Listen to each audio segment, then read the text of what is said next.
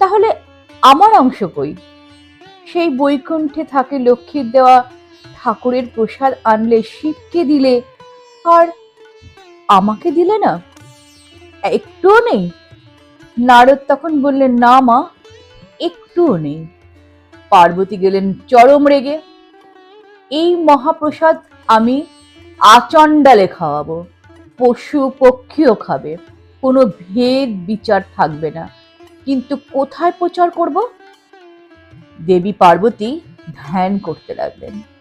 তারপর স্বয়ং বিষ্ণু প্রকটিত হলেন। বললেন, কি চাও মাতা? বললেন, প্রসাদ চাই।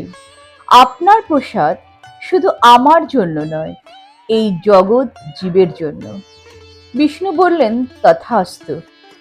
আমি কলিযুগে জগন্নাথ মহাপ্রসাদ রূপে আসছি, সেখানে তুমি